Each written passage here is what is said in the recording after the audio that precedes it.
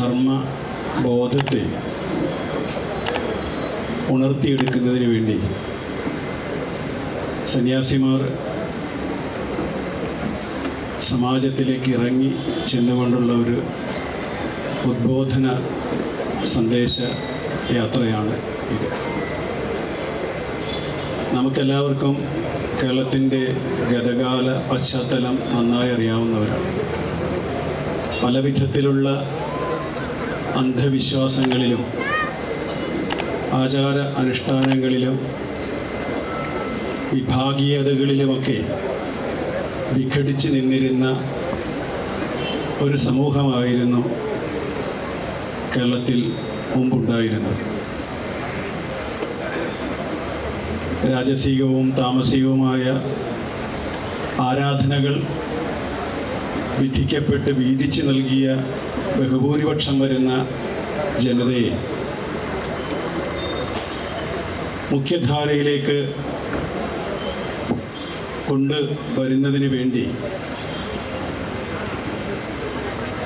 പ്രയത്നിച്ച ശ്രീ ശങ്കരന് ശേഷം കേരളം കണ്ട ഏറ്റവും വലിയ മഹാത്മാവായിരുന്നു ഗുരുദേവൻ എന്ന് ആഗമാനന്ദ സ്വാമികൾ ഒരിക്കൽ പറയുകയുണ്ടായി.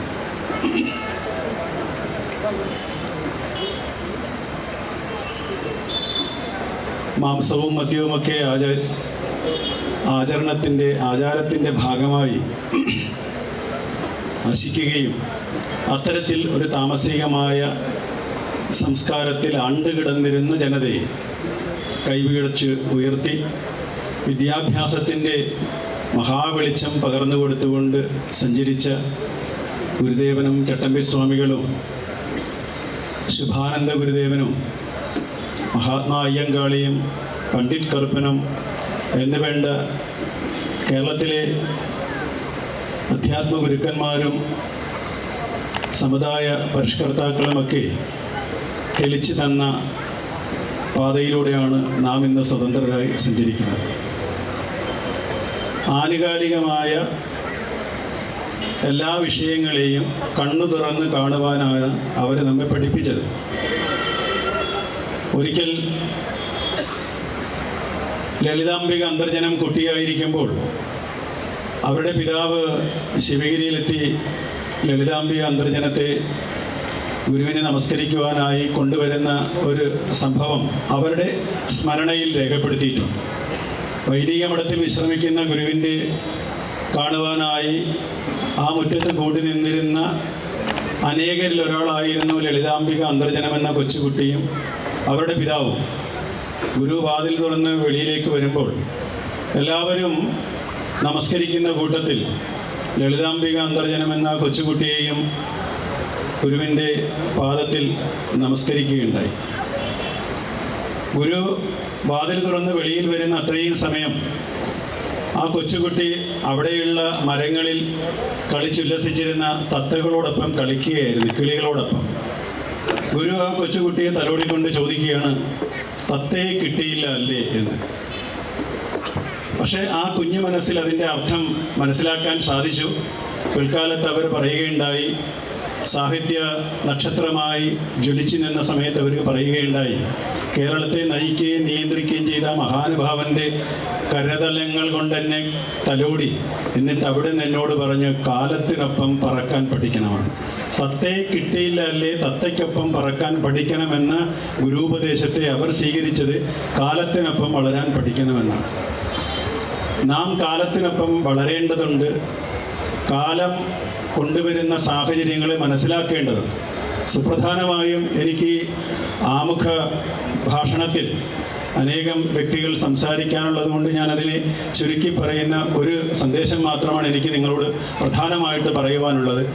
നമ്മുടെ ചുറ്റുപാടും സംഭവിച്ചു കൊണ്ടിരിക്കുന്ന എല്ലാ മണ്ഡലങ്ങളിലുമുള്ള വിദ്യാഭ്യാസം, തൊഴിൽ, രാഷ്ട്രീയം എന്ന് വേണ്ട നമ്മുടെ സാമൂഹിക കുടുംബ രാഷ്ട്രീയ ജീവിതത്തെ വളർത്തിയെടുക്കുന്നതിനോടൊപ്പം നമുക്ക് ചുറ്റുപാടും സംഭവിച്ചു കൊണ്ടിരിക്കുന്ന വിഷയങ്ങളെ സൂക്ഷ്മമായിട്ട് നിരീക്ഷിക്കുവാനുള്ള സാംസ്കാരിക ഔന്നത്യം നാം ആർജിച്ചെടുത്തില്ല എങ്കിൽ പിന്നിൽ നിന്ന് മുറവിളിക്കുവാനോ കരയുവാനോ ഉള്ള ഗതികേട് മാത്രമായിരിക്കും നമുക്ക് അവശേഷിക്കുക.